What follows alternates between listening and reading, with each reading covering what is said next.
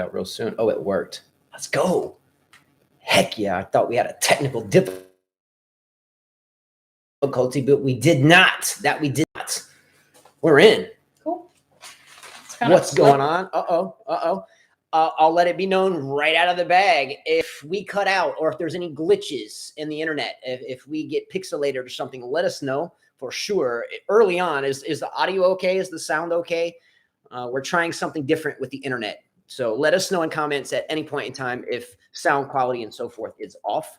And by the way, sometime this week, or today's Thursday, but sometimes in the next couple of days, I'm going to do a random video with or without Carla, just right here, make up some topic and just do it. And I'm going to do it live because the internet here in the house has gotten better. So I want to test it live. Okay.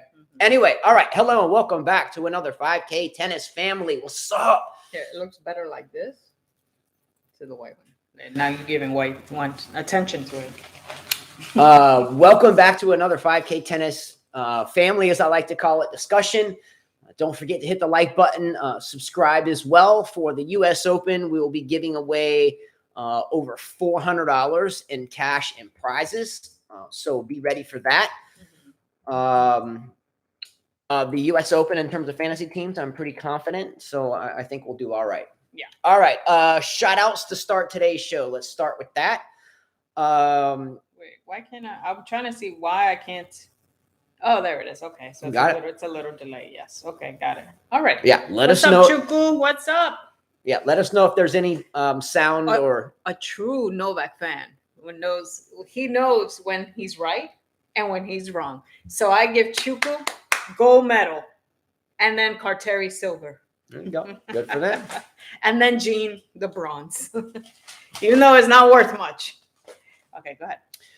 All right. A couple of shout outs to start today's show. Number one, shout out to Ryan Mason.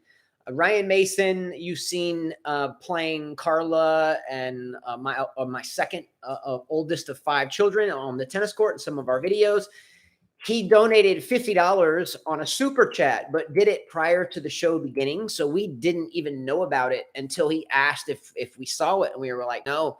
Anyway, the super chat, I guess you do it when it's live. And then you can see the comment come up. It's highlighted, but because he did it before, we didn't see it. So shout out to Ryan Mason. And there wasn't really anything along with it to read, but I think you checked it out. You got to see it was done. I had to go find it, but yes. So thank you for that. Thank you. Usually if there's a super chat message, you will definitely read it. But there wasn't one that I saw. Right. But thank you, Ryan Mason, for that. It will be well used. I can promise you. Tennis balls for our students. Well, he donated because we had a car repair. So yeah. Thank you very much, Ryan Mason. Second one is to someone by the name of True in Bondi. Now, I think you have a message from them. You read it to me. You want to get the other day after the show, there was a nice message from this individual, and I thought it was worth a read. So, Carla, go ahead with that. All right, there we go. Okay, True in Bondi. We love you guys. You're hilarious. I've actually met Novak's dad a couple of times. He's harmless. He just has Novak's back in somewhat flamboyant way. I thought Rafa's comment were sly and provoking. He will not win U.S. Open, but idea for Carla's tattoo. The wise words from the great Charles Barkley. I always think of it when we're subjected to Rafa's role model patronizing. I am not a role model. I'm paid to wreak havoc on basketball court. Parents should be role models. Just because I dunk a basketball means I should raise your kids in finger paint font. Not doing that, but okay. A great message, though. Charles Barkley's quote is priceless. There's a lot of versions of this quote. In other words, just because I can do something really well, it doesn't mean your kids should idolize me. Yes, agree. No one should idolize anyone. Yeah, I mean, people along the lines of, Dennis Rodman and so many, especially fighters in the world that, boxing and MMA, stuff like that, they'll say the same thing. I'm great at what I do, and I appreciate the children looking up to me, but maybe they shouldn't. Do you understand what I'm saying? Yes, yes. So yeah, I totally get it. Great comment, and thank you very much for being here. Thank you very much. Obviously, for that he's comment. a Novak fan, and that's great. And I guess he didn't like Rafa giving his opinion. I've had fun on Twitter. I've been reading a lot of comments where one person put, "So guys, you don't want Novak smashing a racket, but yet Rafa does commercials for gambling and alcohol." He's like, "But yet you're okay with that." You know, I just got to, you know, we're taking it. We're now it's going overboard. No one said that he's a bad example. What I'm saying is, as a young growing up tennis player, a lot of these young players, if you follow tournaments, if you go to USTA tournaments, if you go to any tournament, and you watch these kids, some of these kids are smashing their rackets, right? They're spoiled brats. Usually, you should never smash a racket. Yeah. That's just, you know, Medvedev. Anybody should never smash a racket. I agree with you totally. No one. I mean, I even have someone here who dared me to find a video, which I did. His name was where's his name? Ferretti. He says, "I dare you to find a video of or an article of Medvedev or Khachanov smashing their racket at the Olympics." And I did. The Insider actually had a whole article about it and the horrible pictures of Medvedev with his racket destroyed. That's why he's an asshole, and that's why I don't like him. Another idiot, you know? There's a lot of idiots and assholes that she doesn't like. That's just part of her deal. Yeah. Anyways. All right. Next subject. We're going to change gears from this. And last night we were sitting at dinner. Mm-hmm. And Carla doesn't know this. She's about to know about it. I didn't tell Carla about this, but I mean it in all good fun, but seriously at the same time. Mm-hmm. Last night we were at the dinner table. Carla, I, and the kids, and we were sitting there. We brought food out, and Carla was lively. She was excited to be at the dinner table, right? I mean, as always, but she was talking some smack last night, right? You know? Okay, so last night we were talking tennis, as we always do. And I'm going to read out a couple of quotes that Carla said last night. And Carla, I told you last night that I was going upstairs to do something, but I was coming upstairs to jot this down. So I did some homework. So anyway, here's one of the first quotes that Carla shot out. She's trying to read ahead, but here's one of the first quotes that Carla said last night, lively like this, talking smack last night. Okay, here it goes. Quote, Carla, "I will root for everyone, even puppy hater, before cheering for Novak Djokovic at the U.S. Open." Everyone. Okay. Now, Carla, first of all, I did say that. Yeah. Oh, she did. I quoted it. Shit, I did say that. Yikes. Now, first of all, can you? Never mind. I was going to ask something. Forget about it. Okay. Can you elaborate on why? Before I go to the other 7 quotes, can you elaborate on why you feel this way? Not because I hate Djokovic. The reason why I said that is because I think it's lame that all the Serbian viewers that love Novak made a million excuses for the dude. Right? They couldn't just say, you know what, he's human, he messed up, it shouldn't have been done like some of you guys did. And that's why I want him to lose at the US Open. You know, just to shut you guys up, you know, because they're salty. They're salty. Their dude lost at the Olympics, and it doesn't matter that he lost at the Olympics. It doesn't prove anything. It doesn't say he's bad. You know, sure, he's heartbroken. It doesn't make him look less. What he did, his actions make him look less. But you guys defend it all the time. And all the comments I hear, but he's Balkan and you don't understand and blah, blah, blah, and all the excuses. I mean, I had one person say, this is what, this to me, I'm going to read this one. Let's go. I was like, what the hell? I was like, come on, here it is. Milan says, "No less smashing rackets, practically constantly when errors appear in a row. Rafa does not, but he shouldn't pick his nose than his butt, or vice versa. As kids are watching, does anybody even try to tell him not to do that? They're both doing something they would even agree is not fine for us to copy. But then again, shit happens." That's funny. Shit happens. Again, I get given the butt picking. Are you telling me that because kids are watching him go like this and pick his ass that they're going to copy that? They're not. But smashing a racket is nothing compared to butt picking. Yeah, it's a great comment. But the only problem here is, Carla, is that we're talking about the difference between a habit that doesn't hurt anyone else and something that could actually hurt someone else. In other words, racket shards, racket hitting you in the face or, you know, in the throat, whatever. Mm-hmm. It's fun. It's a fun comment. I love it. It's a fun comment. It's a fun comment, but it's not metaphorically. But the fact that you guys make excuses, I'm going to be salty now, and I'm going to root for puppy hater, whoever. I don't care. Just because of you guys. You guys have created this fire in me that I'm going to root for all these other dudes, thanks to you viewers. Go lit the fire on that thing. Let's go. Okay, now this was just as we were sitting down for dinner.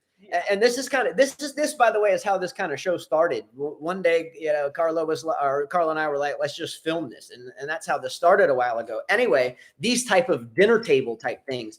Okay, so Carla, just after this tirade, now I think she had a Mike's Hard Lemonade in there. Yeah, because I had a tough lesson. Yeah, so she was lively.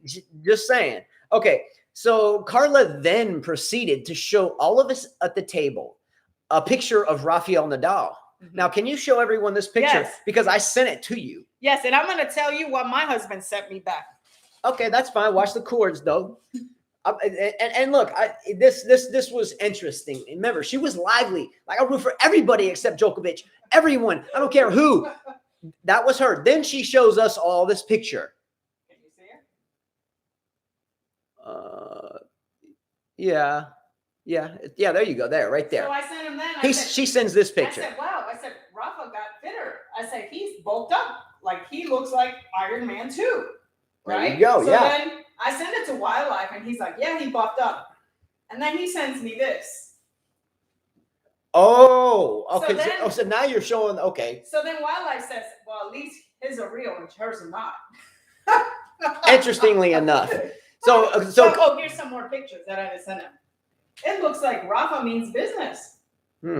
He's definitely buffed up. I mean, look at that. Like, he wants to win the U.S. Open, but then he played like shit last night. I got it. Okay. Is that Michael Jumond out there? By the way, Wildlife's on. Hold on. Okay.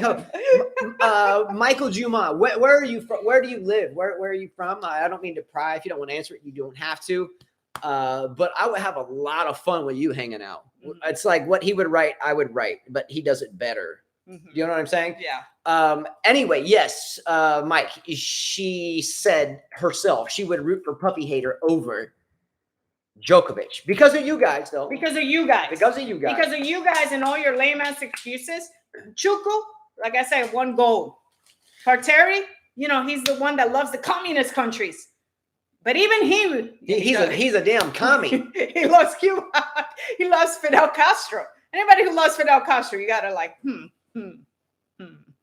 Anyways, even he recognized. So of our viewer family, he's like on the eastern flank.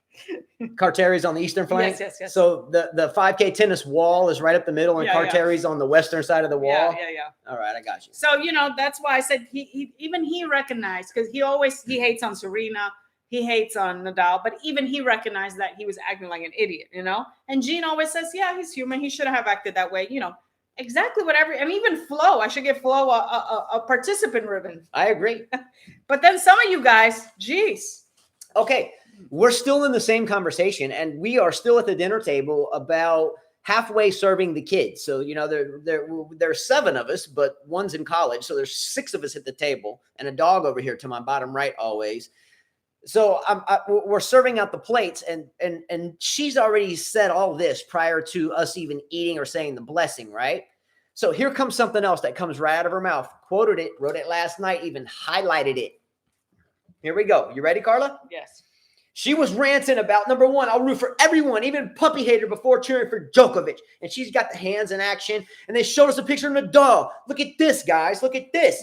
And then she comes out with this. And by the way, Serena Williams all the way. I hope Naomi Osaka goes down in the first round, same as Novak Djokovic. Get lost, Osaka. Get lost, Djokovic. She says that to all of us at the dinner table with the 5-year-old and everybody. She's talking smack. She is livening up the place. Ric Flair, woo! She was feeling it.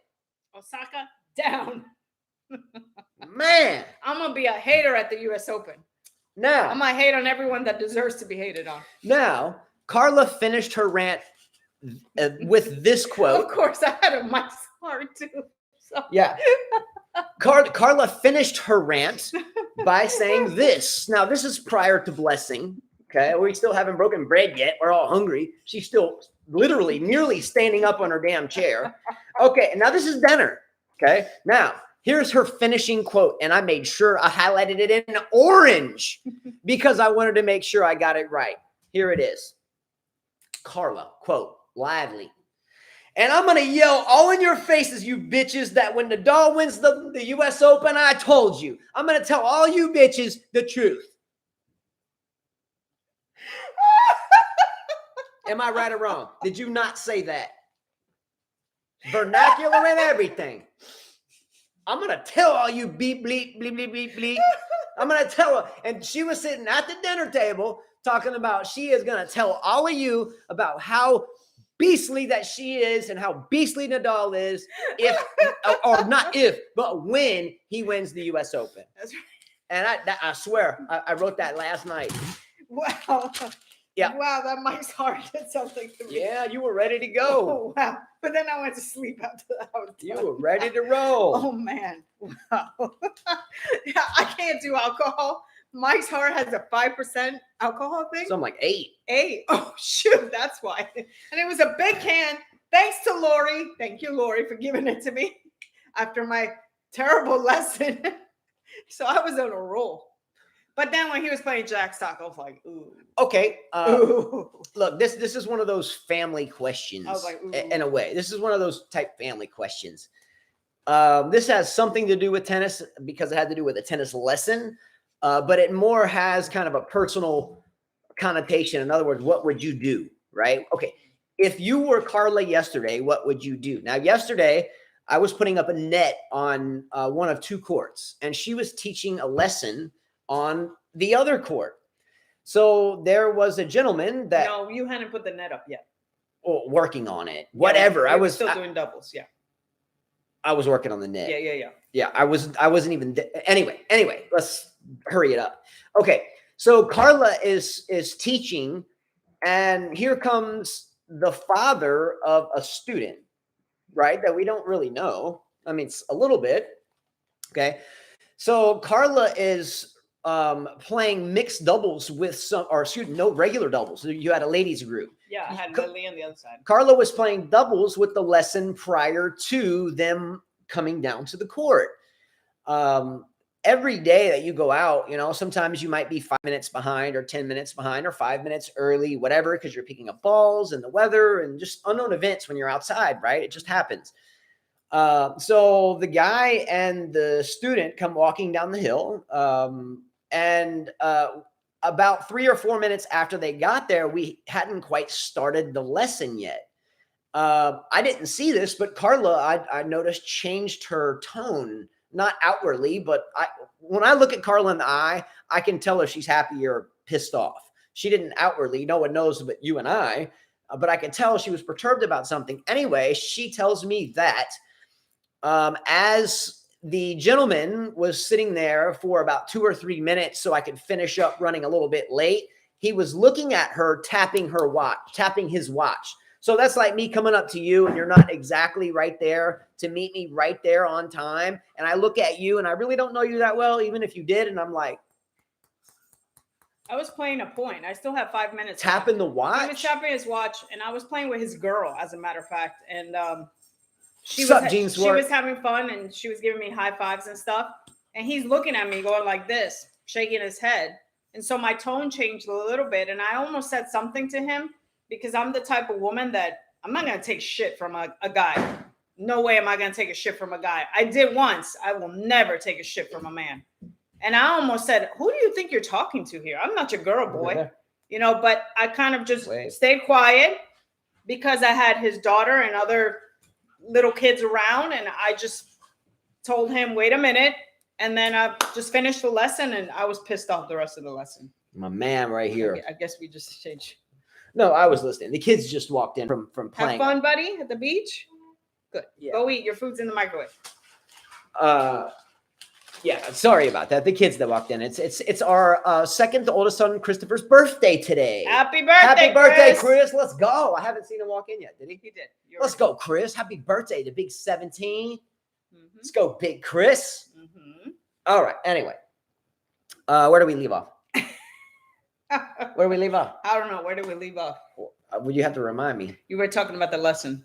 Oh, yes. So what would you do if you were in Carla's shoes and someone that you don't know very well just walks up, and is waiting for a minute or two, and you see this? What do you do? What did you do? Nothing. I just told I him. didn't know about it. I just told him, we're almost. Actually, I said we're almost done. And then I asked my daughter, what time is it? And she said it's 4:59. His lesson was at 5. So I said, oh, so I still had a minute. Okay. That's all I said. But I tried to kind of stay away from him. Okay, outwardly, you did the professional thing. You're a wonderful coach, one of the best, if not the best I've ever worked with every single day. Hope you know that. If Rolando Vargas is out there, he's up there with you. He's in your same category. Something about these Spanish coaches. They're really good. But what did you think internally? You admitted outwardly professionalism, but what were you thinking honestly? If you could spill your thoughts out into vernacular, what would you say? I would have just told him, are you telling me time? I would have asked him, why are you pointing to your watch? That would have been my first question. I would have waited for his response. And if he would have said, well, it's 5 o'clock, I would have been like, well, technically it's not. We would have gotten into a big argument, but it's not even worth it, Yeah. And then I would have told him he could take his business elsewhere. Is this one of those things that sometimes can cause issues in society as a whole that are very much alleviated if we just practice good sportsmanship? Do you understand what I'm saying? What's the saying I say all the time? Be kind, because everyone you meet is fighting a tough battle. This is the type of thing. Surely, I did the good, Jack Nolte. I think that's the problem. He said, I don't throw these around, but he must talk down to a lot of women. You don't speak to anyone like that or be rude. Exactly. I think that he's used to talking to women. That's exactly. You know how I felt like? I didn't tell exactly. you. It's well said, what Jack. I didn't tell you? Exactly. But I felt like it was my ex-husband. Oh, that's rough. Yeah, so that's why I felt like it was, and so that it took me, I was like, whoa. So it was like, what do they call that? Deja vu. I was like, whoa. It was deja vu. And then I heard the way he was talking to his lady, and I was like, yeah, you're used to this, dude. Yeah. I was like, and in my head, I said that will never happen again, though. So these are the type things in life that this is a microcosm of why people are in prison for the rest of their life, or worse, because they got angry or impatient or careless, and certain things happen. Now this type of situation, again, it's sportsmanship. It's sportsmanship. It's sportsmanship. It's sportsmanship. How is it alleviated? Practice good sportsmanship. Now, we have talked about the past couple of shows about Novak Djokovic and his tirade at the Olympics. And it's in the past. It's done. However, we're talking about sportsmanship, right? Carla mentioned the other day on one of our shows that in life, there are certain things that we can't take back. We can't take them back. We got pissed off and hurt somebody. We got pissed off and did worse, or we got careless and didn't, look before we leap type thing. So my question to all of you is, and if you want to share your comments, we'll read them. Okay.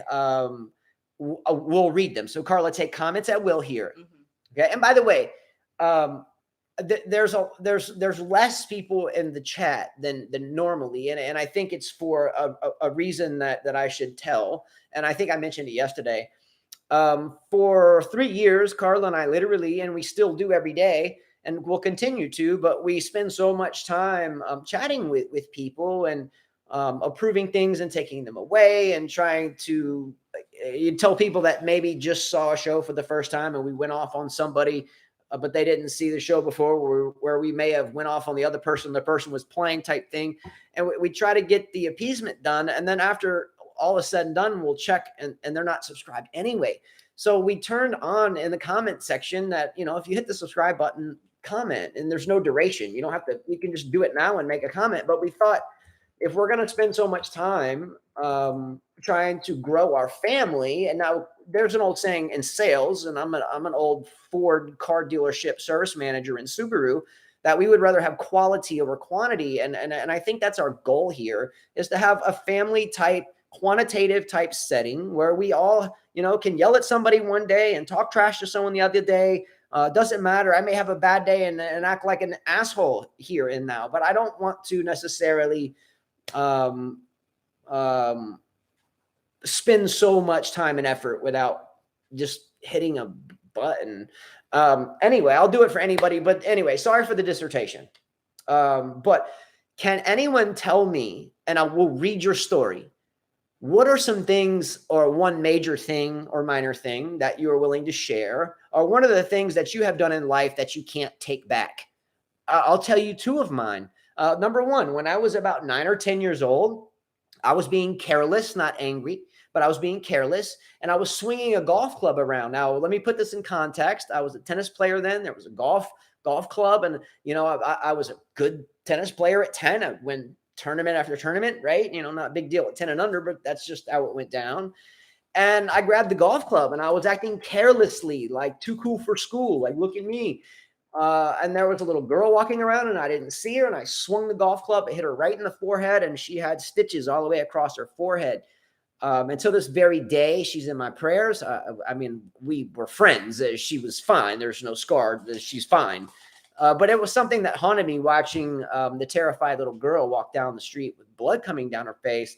Number two for me, and if anybody wants to share, let us know. But number two for me was getting careless once again in college, and making a stupid mistake that cost me over 4 years of freedom. So what are some of your stories? What are things that you have done that you can't take back? And how does this translate into tennis? What are we talking about? Who are some tennis players, or what are some events that have happened on court that you wish you never saw? You think that the players currently could take back if they could. Name them. The first thing that jumped into my mind, the poignant reminder, was the Nalbandian tirade. Nalbandian was the one thing I wish I never saw. Number two was the Shapovalov errant ball into the chair umpire's eye socket, broke the eye socket, caused damage to the skeletal system, right? Mm-hmm. Big things, what do you do? Does Djokovic want back the throat hack, or is it just an accident? Maybe it's not that big of a mental learning lesson. So things that we do in life that you can't take back should come out to be learning lessons that we learn in life. Like, oh shit, I did that. I better not do it again. Djokovic doesn't seem to me that he's ever learned a lesson from stuff that you can't take back. Does that make any sense to anyone? Yeah. I have here some comments. Okay. Jesus was asking me what's the translation to take back. Arrepentimiento. I think that's the word. Can you explain it in Spanish if that helps him? What are things that you have done? Can you ask him in Spanish? No, he's just asking the translation. Oh, sorry. Word, okay. Yeah. Michael says, when I was 2 years old, I stole a cookie and said boo to my mom once. Dang. Okay, now hold on. This is Michael Walker. On. No, whoa. No, this is Michael Walker. No. This is Michael Walker? No. Who? Michael Juman? Yes. Okay, but this is what he's telling you. His mom was tough. That's what I'm saying. He said he did one thing like a cookie, and you saw. So his mom must have been rough. You see what I mean? Boo to my mom once. So are you being funny? No, he's basically telling you his mom would have kicked his butt. When I was 2 years old, I stole a cookie and said boo to my mom once. Oh, maybe it's a joke, but sometimes I think it's a joke. Okay, Carla used to tell me when she was a kid, if she even looked at her dad wrong, it'd be over. So what I'm saying is sometimes if you say boo to the wrong person, then mom's coming upside your ass with a damn coat hanger. I'm trying to think of something really bad that I did. That you can't take back. Yeah, I don't know what happened to this dude, but my best friend Priscilla in New York and we were going to our Reebok training. We were sponsored by Reebok, and we thought it was funny to throw ice at people and tennis balls. So we were walking, Flushing Meadows. You have to walk to the train station. I didn't do it. She did it. She grabbed this big ice thing that looked like a cylinder and threw it down. This guy was walking under. Uh-oh. I don't know what happened to the guy. I don't know. But she regrets that for the rest of her life. And I regret for not stopping her. Was it a big chunk of ice? Yeah. And you wish you could take it back maybe because you thought he was injured? I don't know if he was injured. We never heard How big was the chunk of ice? It was big. It was like a cylinder like that. Like solid? Solid. And how far up were you? Okay, here's a bridge and you go into the train station. Hit him in the top of the head? No, we didn't see, but we saw a guy walking and she dropped it. Did it hit him? I don't know because we didn't hear anybody scream or anything. Oh, man. So that's one regret. Wow. Yeah. That's kind of shocking. Yeah. The other regret, I don't know if I have. I've never really done anything bad. Oh, yes. I was in kindergarten. And I was really bad. You weren't cognitive, really. I remember it because it's bad. I was bad. My parents used to be called a lot at school. And this girl skipped me in line to sharpen the pencils. We used to have to sharpen the pencils, you know, with the old thing. Yeah, the And graphite. I got pissed with her, so I grabbed my pencil and I stuck it in her hand. Ooh. In kindergarten? Yeah. You stabbed a girl next to you with a pencil because you skipped her in line? She skipped me. She skipped you and you stabbed her with a Yeah, pencil? so the lead went in her. It didn't hurt her. Like, Damn, I didn't do it Carla. hard enough, but the lead went in there. Wish you would have told me that before we got married. Yeah. Freaking Carla Bobbitt. Yeah. This is Carla Bobbitt. Nice to I meet didn't you, kill Carla her. Bobbitt. She was fine, you know. All right. Glad we had that discussion now. All right, let's read some comments here. Okay, Jack Nolte says, we have garden next to road me. One friend accidentally kicked the ball over, hit the top of the car, wasn't moving, but luckily no damage. Man, that's so innocent. I'm about to cry. I'm about to shed tears. I can tell you that was so cute. I can tell you stories about us throwing ice and breaking windows. But too. you stated your innocence starting off. He said one day accidentally. We're talking about things that was. I mean, yeah, I guess they're accidentally, but you did a good thing here. You're a fine young man. Great kick, and I'm sure the person in the car was okay too. They probably, hopefully. You know, these days at the tennis courts, we have the courts where we are. There's a road that goes right behind the courts, right? Mm-hmm. On some days, we'll get some of the most interesting outbursts from the cars going by. What do we get? Okay, so here in Alabama, a lot of the people don't know too terribly much about the game. They may know about it, but I'm saying that the ins and outs of the game, right? So we'll be playing or teaching lessons, and a car will come by random, headed to the beach. We're like, dang. Here, Lily, come here. Everyone gave a shout out, but this young lady, guys, she's a soldier, right? Hello? Hello. My beautiful girl right here. Okay. Go eat your sandwiches. I made them better. So, okay. She's got my hair. Okay, so shit, she always takes my mind away because she reminds me of you identically. Congratulations, Gene got accepted to the university, and now he's waiting for his second term results so he can submit those. University of where, bro? Well, it's different. South Africa? How does that work? I don't know. I have no clue. Good for you, man. Mm-hmm. Mama raised you right. Let's go. Mm-hmm. All right. So do you want me to read more comments? Let's go. Yeah. Michael says, I shoved a kid into a ditch at a bus stop at age 10. I regret that. I was bullied, so he should have known better. Who said that? Michael. It's okay, Mike. Man, it's okay. Yeah, no, you're fine. You're okay dude. with that, bro. Miguel Fernandez says, was he challenging the world throwing the racket? Like saying, look, I throw the racket because I need to release my anger, but I'm in control about where I throw it. It's not that serious. Damn, people. It's not that serious. Yeah. That's why Serbian fans that take it so hard when we said, hey, don't do that, you know, because you could hurt somebody. The thing is, you could hurt somebody. You could. It's happened to him. Didn't he learn? Hello. Look, I'm no physician, but we teach multiple, and from their standpoint, it's either number one, you're just an asshole. Number two, it's because of mood changes that may come with certain types of medication, painkillers especially. Don't know. I'm just saying what from credible. But number three, certain intrapersonal shifts. In other words, certain psychological ups and downs. You know what I'm saying? Mm-hmm. So anyway, he's either just a tough guy, and that's just his deal. Kind of like, we know he's not a tough guy. We know he's a nice guy. We know that. Yeah. So we get it. We see what he does with kids. Get it? Yeah. It is what it is. Darren said, I drove past someone walking and soaked them by driving through a big puddle. It was funny at the time, but felt bad. Darren now LeBeau. a little. Darren. Come on, dude. Darren. That's the worst you can do. You know, Darren's got swag too. Who do you think will win Cincinnati? I'll ask in a second. Check out Darren LeBeau's Instagram page. It's LABEAU1. So Lima Alpha Bravo Echo. What is that? LEBE Echo Alpha Uniform. LeBeau with a number 1 at the end. And check out Homeboy's trick shots. He does a really good job, right? So Sid Hart asks, who do you think will win City Open? Nadal. But he looked very, very bad in that match. He looked good against Jack Sock. By the way, Jack Sock was out again. I thought he still looked a little thick. The score was 6-2, 4-6, 7-6. I was shocked that it went to 3 sets. I felt the way that Rafa looked buff and everything. I even hear Nadal hurt. Come on. You know, his foot. They're saying he might not play. Thing. Yeah, some people were saying he couldn't even walk. Looking all buff. I said, you can see in the video where he's telling his camp he's done. I said, how do you let Sock go to 3 sets and a tiebreaker. Yikes. Can I ask can you type this poll question? You type really fast. I can't see the screen because of the glare from the light.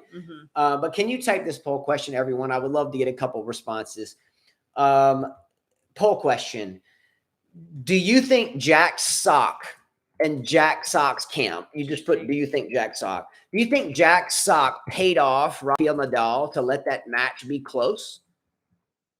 As to hopefully I can jumpstart my career again. Do you think Jack Sock paid off Rafa? Do you think Jack Sock paid off Rafa last night in order to make that match close? In other words, it went 3 sets, but all of a sudden we got a 5-0, 6-0, 7-1 tiebreaker.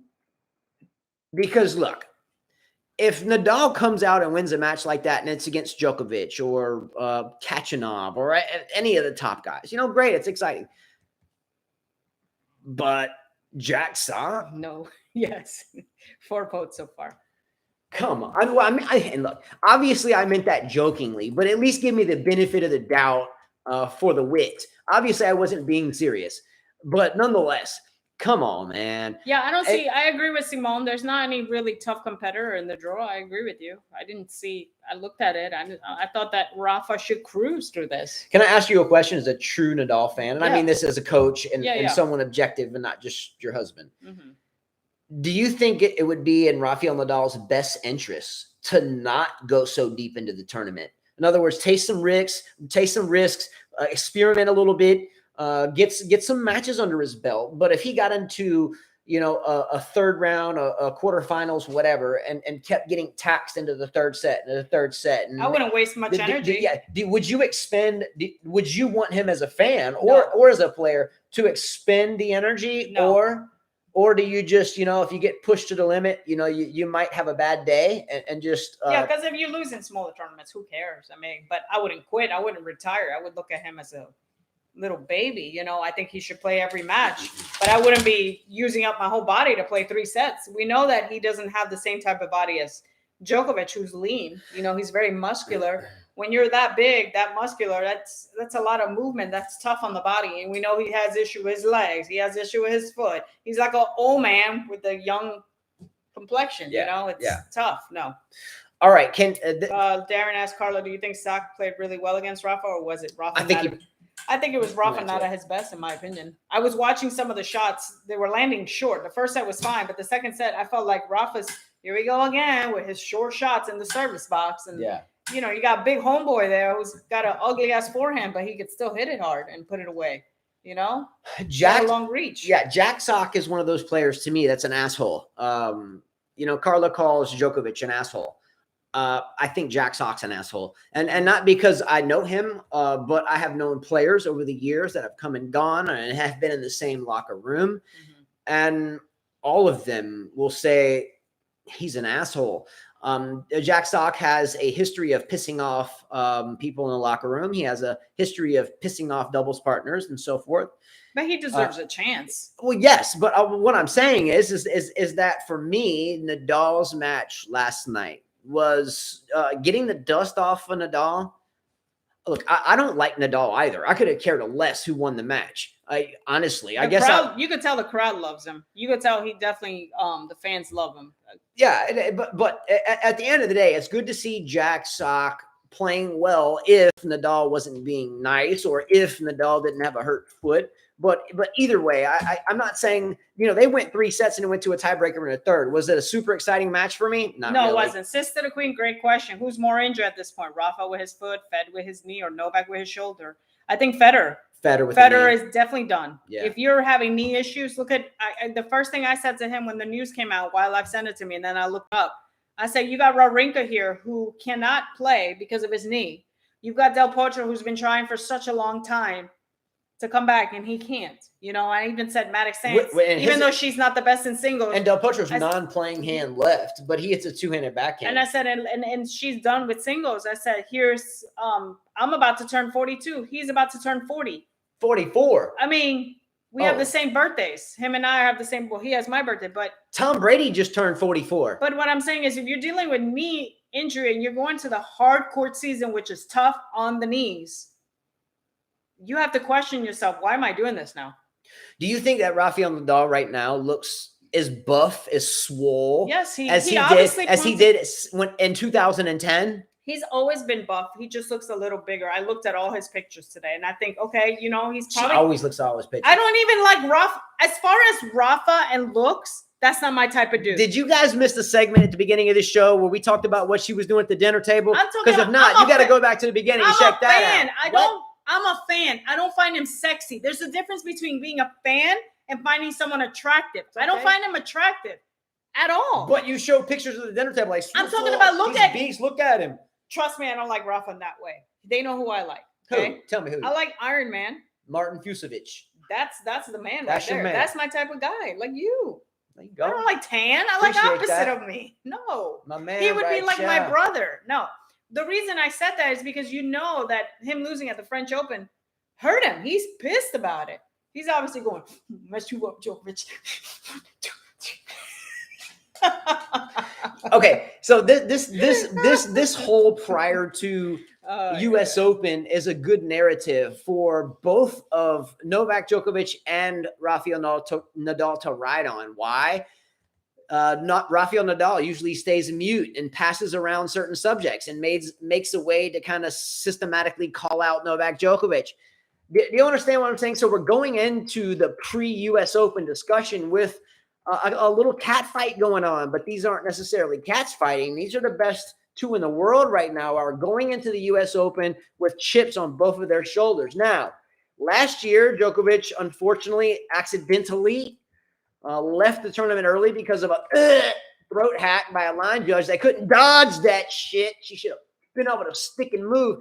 And I tell you what, they should have tryouts for that because her old ass wouldn't have made the damn starting roster in the first place. She should have been weeded out at hello with that slow stuff. Nonetheless, in your opinion right now, if Rafael Nadal played Djokovic in the final of the U.S. Open, I know what you're going to say because you are a Nadal worshiper. No, I'm not. That's where it pisses me off when Novak fans go, "Oh, I'm not." When he loses, guess what? Part of life. So what? Who wins the match if it happens? Which match? A hypothetical match: Djokovic versus Nadal, U.S. Open final. I would give it to Djokovic. I think that I already said in order for Nadal to win the U.S. Open, Djokovic must lose. Or I've said in many shows, go back. So Djokovic needs to lose earlier for Nadal to win the U.S. Open. If you look at most of the U.S. Opens he's won, I think one time he beat Djokovic. It's been without Djokovic in the final. It's a good point. It's a good I made this point in every show. In order for Nadal to win, Djokovic needs to go out before they meet. I've said this before. All right. I'm going to slide in a question here. Carla's not prepared for. I wrote it here and I just remembered it. I need some help. Okay. I need some help. Poll question. I have been wanting a dog for a long time. And can I finish this before you jump in? I've been wanting a dog for a long time. And I put in my work. I'm a good dad. I got 5 kids, man. I got my oldest one in the Air Force Academy. My youngest one that's 5 is already cranking the tennis ball with a one-handed backhand with regular balls. Everyone else is in between, right? Okay. So I've always wanted a Doberman Pinscher. So anyway, long story short is I have the opportunity to get a really championship bloodline one at an affordable cost. And Carla doesn't want me to have it. Do you think or do you not think that I deserve to have a dog? Here we go. First of all, before they say that, the dog costs $2,500. Okay, he complains about anything that anybody spends. $2,500 during Christmas when he knows our son has to come. You got to get the Christmas gifts for the kids. You know, lessons slow down. We already have a dog. Why would you get another dog when you don't even walk the dog and the dog is a vet bill? Please, people, tell him.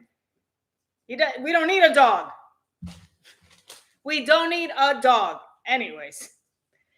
When I did the poll question, guys, I mean done with tennis, done with majors, done with tournaments. Like the only reason Federer is still playing is because he wants to win a major. So what's the whole point if you can't play a major?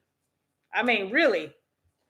Let's see. No, guys, what Federer withdrew from Cincy. That meant that he pulled out due to knee injury. And knee injury doesn't just disappear, Eugene. Knee injury is pretty serious. Fed will play Cincy in his favorite. No, didn't he pull out of Cincinnati, Eugene? Simone saying Fed will play Cincy. It is his favorite tournament.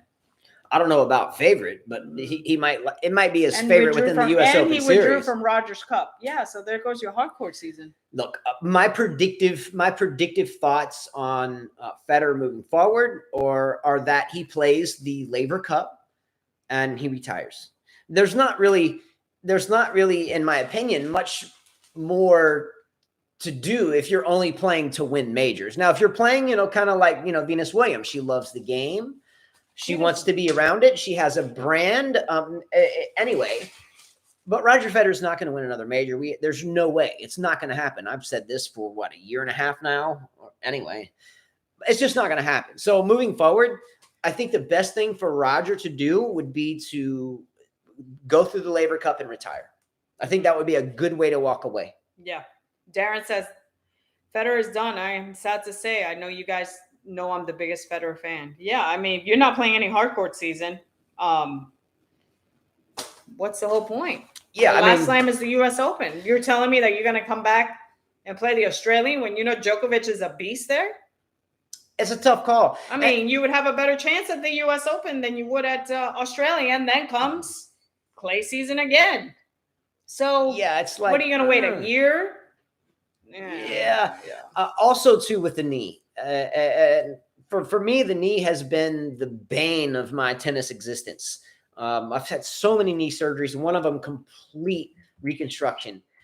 The point is you get to a certain point where you've had so many interventions in the knee where the doctor or surgeon or orthopedic will look at you and say, you can keep playing all you want, but you are now at a high risk for really bad rheumatoid or just really bad arthritis. So you can play, it'll function, keep going, grind it out all you want, but don't tell me I didn't tell you so moving forward in life. Mm-hmm. So that's one of the things I've had to deal with a lot.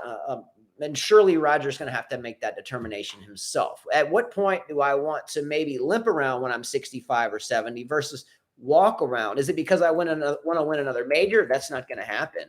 It's just not. Mm-hmm. You know what I'm saying? Yeah. Thoughts on that? What do you think? Yeah, I don't want. Sister the Queen says, "Oh man, I just saw the news about that. Yeah, it's done. I don't want to see him hurt. He doesn't have to worry. He has nothing to prove. 20 slams. Yeah. Wow, he'll be in the history books forever. Absolutely. People will always remember Roger Federer. He has nothing to prove. It's okay for him to retire. He doesn't want to continue like Venus. He doesn't want to do that. No, I would. To me, that would be the worst way to go out. Can I bring up something? And I don't want to bring this up. Raonic withdrew as well. Yeah. Well, he's fat, so. Sometimes we bring things up and they may not be tennis related. And this is one of those things that I just wanted to ask you your thoughts on. I don't have a feeling either way. I'm looking for the way to feel. So I'm asking you your feelings. So maybe I can share the same feelings that I haven't found yet. So in the Olympics, I've seen a couple of articles about a male, now female, no disrespect, I don't have a problem. That's not my thing. I'm just asking. Transgender. Yeah.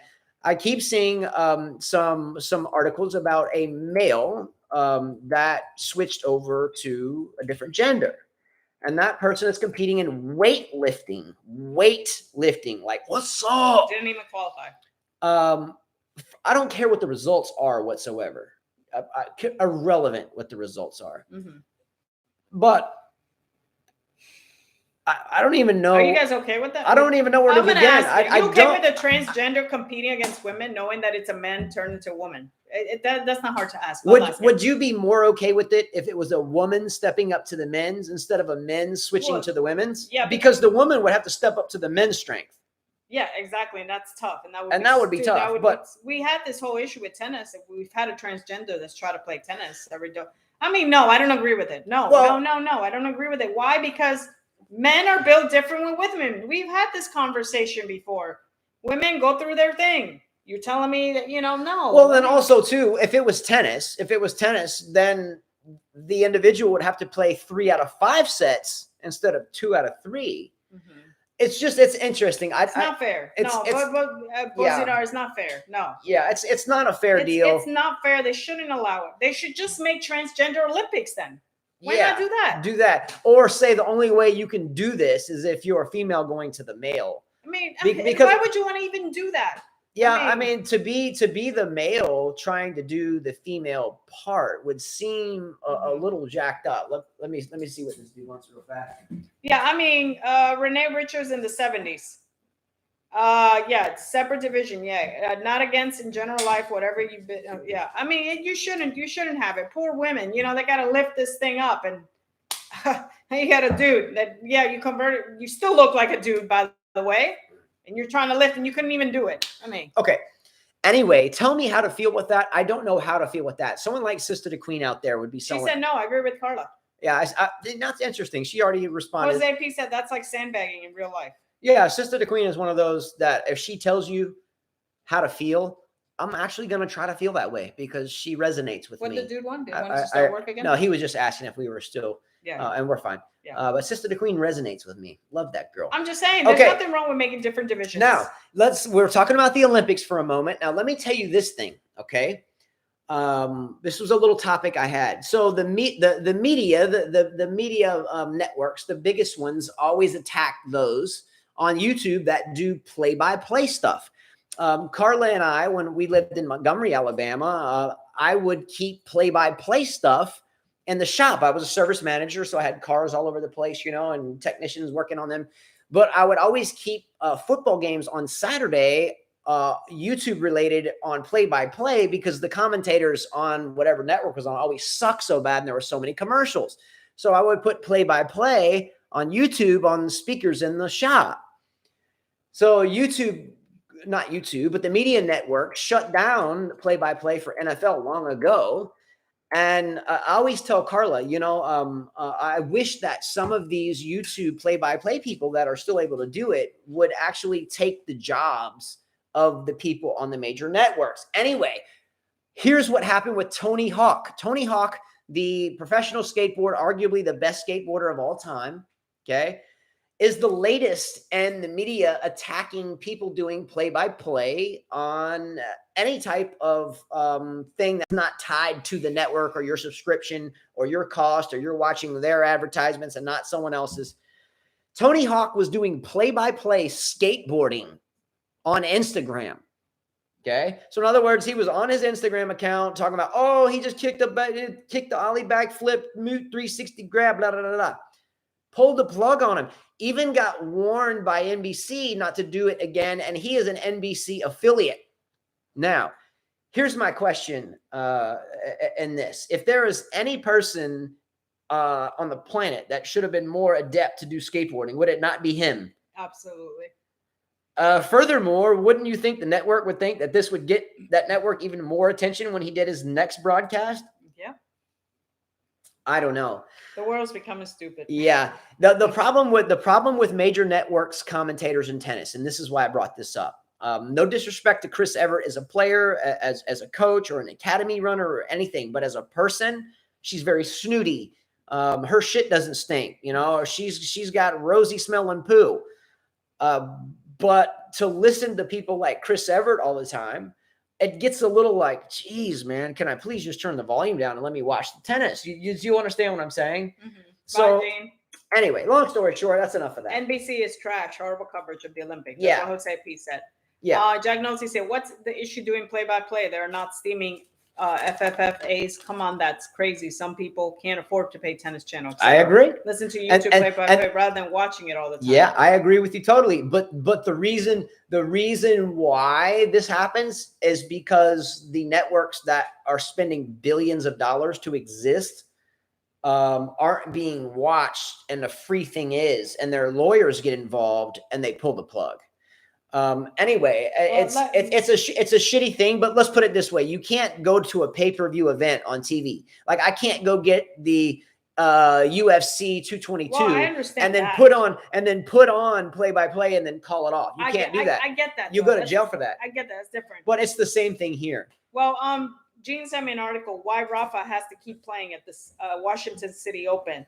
It says here the reason why is because ahead of it, it'll make a drastic change in his ATP ranking if he fails to succeed there. Rafa needs to win 5 matches in order to lift his maiden City Open title this year to remain on the number 3 spot. Otherwise, he drops to number 4. He's not worried about that. Nadal's not worried. How would about it change him playing Novak? Yeah, Nadal's not worried about that. 3. Well, wouldn't 1, 3 be playing each other?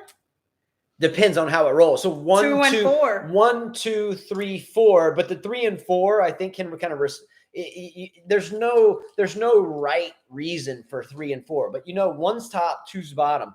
Over the lifetime, so you would want him to be 4, so he doesn't. It depends on how that lays in there. Yeah. One's going at the top of the draw and two's going at the bottom. Mm-hmm. Now, if you go back and look at when it was the big 4, Murray, Djokovic, Federer, Nadal, you would see Federer, whoever was number 2 at that point in time, generally Nadal, and then you would see Djokovic thrown up here and Murray here, and they would flip-flop it. There would be no rhyme or reason. It wasn't always the 3 playing 3 and 4 1. is random. So what matter? 3 and 4 is random. Matter if he did good or not. It does. And Rafael Nadal is past the point of worrying about trivial things. Well, not trivial to your common tennis player, but Rafael Nadal is to the point now, and has been, where he's not worried about things like this.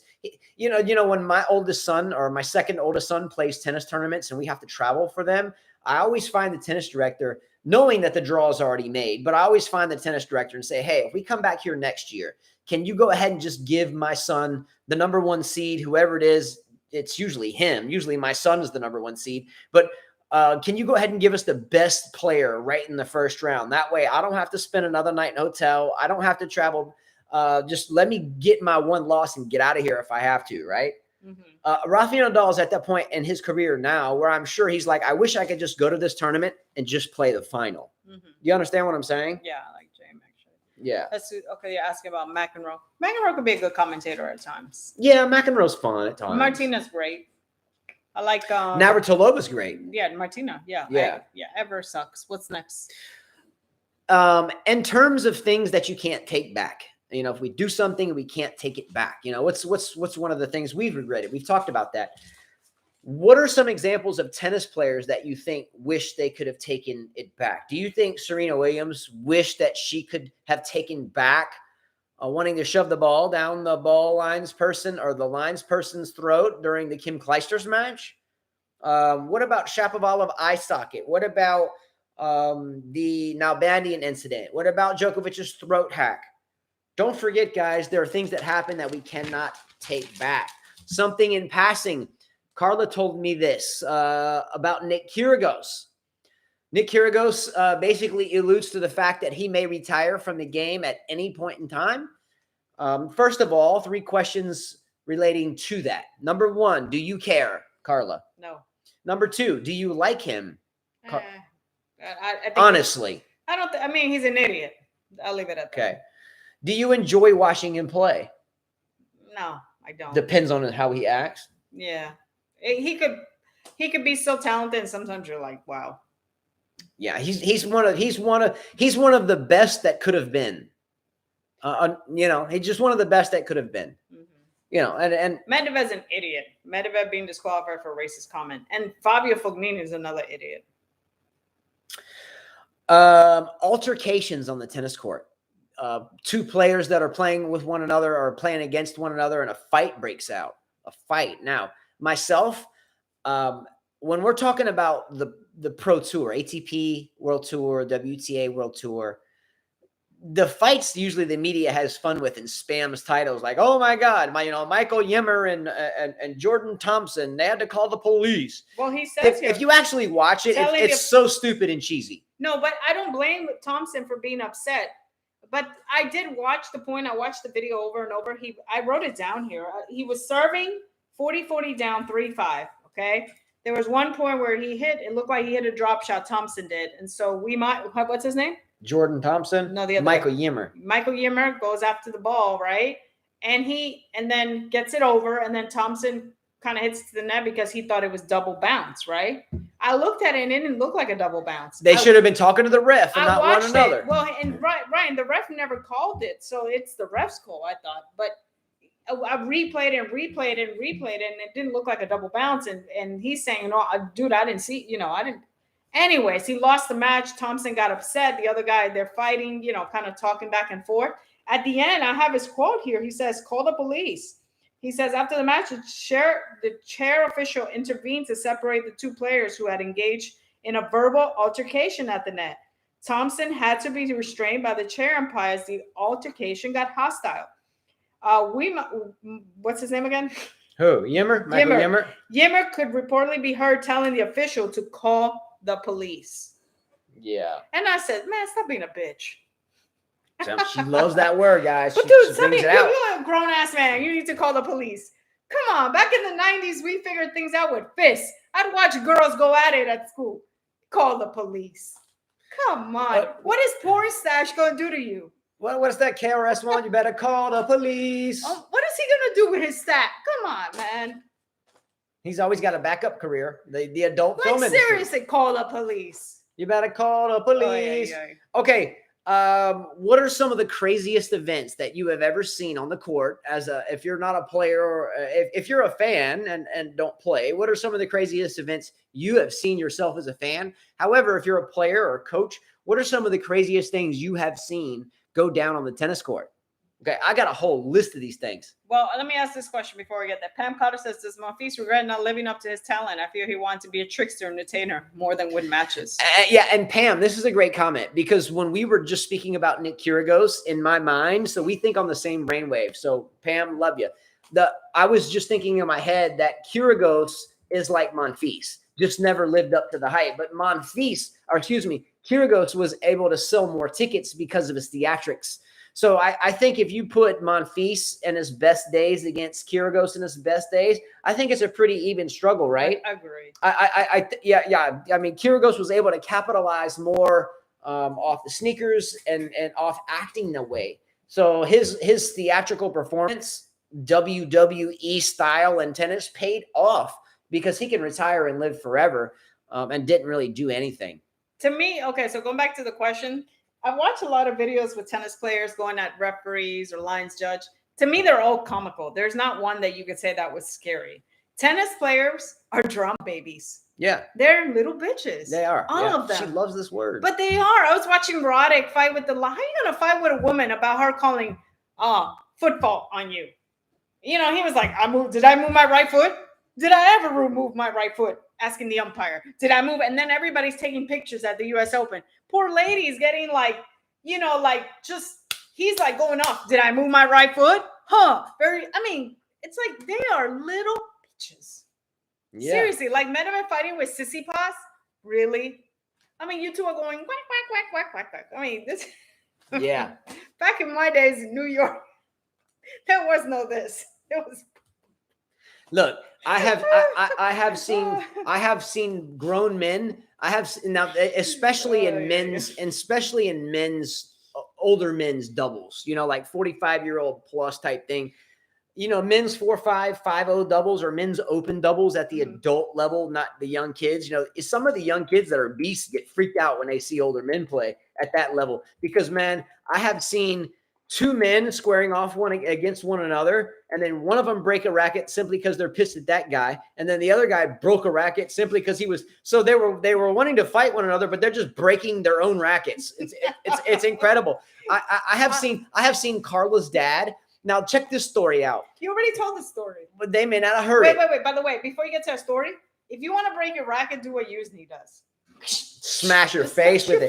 The first time I ever met Carla's dad, Carla and I were a thing. She was already embarazada, if you know what that means. I didn't know I was. She was pregnant. Mm-hmm. Anyway, so I had a stash of Wilson Pro Staffs, a stash of Wilson original Pro Staffs, the 85s, Anyway, so I had a stash of them. So Carla told me that her dad played with those still. So I said, you know what? I'm going to string one up really nicely. I'm going to put a nice overgrip on it. It had a beautiful leather original grip.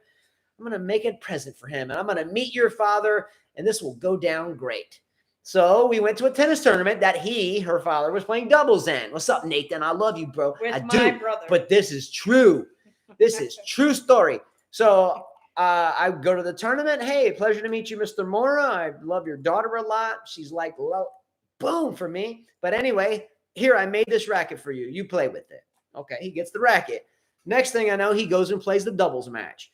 They lose the match, and in the middle of the doubles match, he gets pissed off and gets my pro staff that I gave him. Snasho! Get lost! Whack! Whack! Whack! Whack! Whack! Whack! Oh Broke my shit, sent me packing, and on an irreversible racket. Man, and you know what the sad part about I'm gonna that break is? my racket, bro. You know what the sad part is about that, Dad? That you would threaten me if I would ever smash a How racket. you gonna break my racket, dog?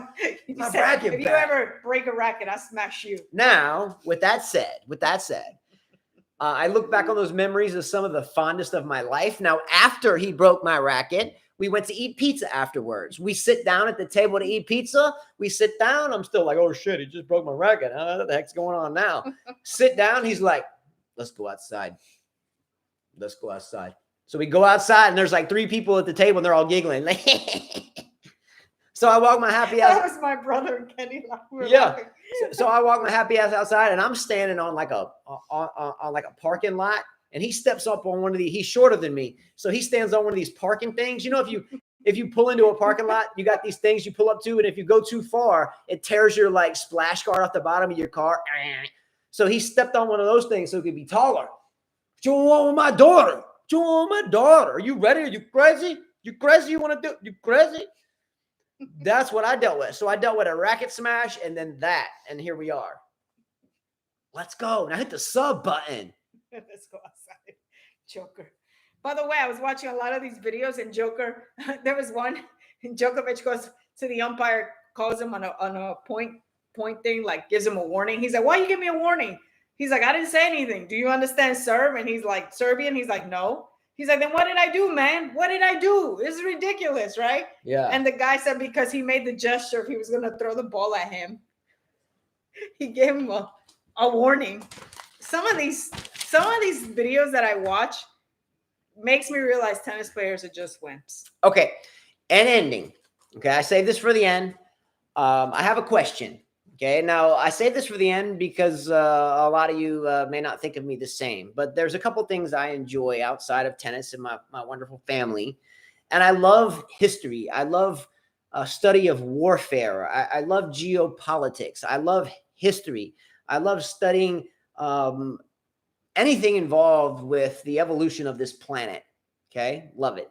Okay. It's just my thing. I stay up late at night. Carlo will be asleep and I'll be watching videos on anything that's factual, right? Aliens are factual. Okay. They are factual. Yeah. Okay. Poll question. Do aliens exist? And I'm not meaning that jokingly. Are we alone in the universe? Are we alone in the universe? Yes or no? I don't think so. Okay. Anyway, I'm going to ask 6 quick questions. And the topic here is, does it happen? Does it happen? Yes or no? It should be easy. All right. There are different flashpoints on the globe right now where a pretty sizable conflict could occur militarily. I'm curious. Okay. Number 1, Taiwan/China. Does it happen? Does China have the balls to go and grab the province which they think is theirs? And does the United States actually have the balls to back that up if that happens? Knowing that that would be a holy shit mess over there. Okay. Does that happen? Number 2, Iran/Israel. Does that happen? I know Lebanon's got missiles flying now. This could be a kind of tumultuous deal. Iran/Israel. What's the likelihood of that honestly happening? And I mean soon. USA versus China. Militarily. Does that happen? I don't know. Their navies are being built rapidly. There's a big ocean there. Go Navy. They're both building big boats. Let's go. Love this stuff. Number 4, the biggest flashpoint, in my opinion, India and Pakistan. Nuclear foes right there, right there. Watch out. Watch out. India, Pakistan. I'm already losing China or Carla, but see, I can watch this all night. I'm reading their comments. Number 5, the United States militarily versus China and Russia. Thoughts? Okay. Lastly, and this one I think is the most least likely to occur, is the United States and North Korea. Because North Korea just has old biplanes. They like to talk a lot, but they really don't have anything but old ass biplanes. So out of these six, what is the most likely to happen? And which one is the least likely to happen? Taiwan, China, Iran, Israel, USA versus China, India, Pakistan, US versus China and Russia, or the US versus North Korea. Choice 1, Taiwan, China. Choice 2, Iran, Israel. Choice 3, USA, China. Choice 4, India, Pakistan. Choice 5, US, China, Russia. Choice 6, US, North Korea. Now, what's the difference between us talking about this and tennis? Tennis is a replica of fighting to the death, and this is real fighting to the damn death. So get your head out of your, get out, work hard, be kind. Everyone's fighting a tough battle. Millions of people involved in these potential future battles. Close at 1, 2, 3, 4, 5. Let's go. Okay. Anything could happen. Michael says number 3. USA, China. Sir John said that is an interesting theory. Jeez. Oh, okay, he was reading his call. Okay, Simone said most likely Israel, Iran, most likely unlikely. Who said that? Simone. Okay, Simone. Most unlikely USA, China. Yes, I agree, because the USA, China would bring both countries down economically. No, exchanging nuclear warheads, there's no point, because the whole planet would be uninhabitable. So the economic downfall would be equally as nuclear. With China can't be without the US, and the US can't be without China. So because they're mutually exclusive, the vernacular is bogus. Taiwan will not join China because Zidar says, I don't think so. Politicians gain nothing and nothing's going to happen. They're just flexing. But Simone Simonovich is right about one thing: Israel, Iran. Israel and Iran is something that goes back, biblical proportions, thousands of years. But that's the flashpoint that's hot right now. And I hope that both countries reserve restraint. I hope that they restrain here because Israel doesn't usually sit and wait. They act. And I hope that Iran doesn't respond too terribly tough because that region will be in a lot of conflict. It always is, though. Anyway, much love to all of you.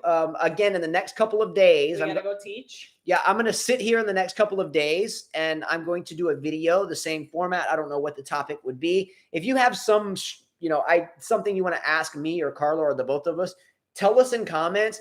I have to test the new internet, and I don't want to do it on a show because we're using my phone. My phone's connected and tethered to the computer, and the internet now here is supposed to be up and fine. So what I'm going to do is I'm going to sit down. I'm going to create some 5 or 10 minute topic, and I'm just going to talk about it and interact with it just as a way to test the internet over a decent period of time, right? Like 10, 15 minutes live and cut it out to make sure it works. All right. All right. Yeah. All right, guys. Sorry. Can't believe that we all not alone and still see no aliens. Not sure. Maybe wrong. See programs and near-death experience about. Man, I wish we could see aliens like from Aliens, though. The beastly aliens. There's been that way I could shoot them. No, there's been 2 times in my life where I have seen things that you can't explain. Have any of you out there ever seen something that people, when you tell them, they're like, "Nah, you're lying," or giggle? There was 2 times. Once, myself and a gentleman, I had a witness. I was in the car with them, Brad Young. As an old surfing buddy of mine, we grew up surfing, and we were driving in his car up Hillcrest, and now there's stuff there, but then there wasn't. And we saw 2 big metallic spheres that were rotating around each other like this, and we kept looking. We were like, "Look at those spheres!" And then we got there, and they disappeared. There was nothing left. UFO mushrooms. No, I mean, I don't have a problem with the mushrooms, but no, we weren't on mushrooms then. Mushrooms. Who said mushrooms? Hey, Michael Jumon, I really would. He said UFO in mushrooms. No, I get you, bro. Psilocybin, let's get down. I'm an old fish head Grateful Dead fan. I used to eat the mushroom cats. We used to go to the cow field and pull them out of the poo. Okay, you should have regret on that because I've never done. We used to eat it out of the poo, and then we would throw up for like an hour before we saw we had 17 legs. Justin, you're crazy. Cow poo. I can't do any of what you did. Little ring around the trunk. The other thing I would love to see? Zombies. Would love to see that. She has a fixation on zombies. I would love that one day zombies came in and I could just get to shoot them. Michael Jumon, let's get up and let's eat some mushroom covered pizza. The Walking Dead. I promise you, I wouldn't die. I would be like, shh, shh, shh, shh. Can those mushrooms though, Michael Jumon, be like Cubinsicus with Oregon indoor? Can they be grown indoor? All right, guys. See you, man. We'll see you soon. Let's go. You're dumb. I'm starting to think the aliens have already arrived. They have. They have. They are here. Watch out. Bye, guys.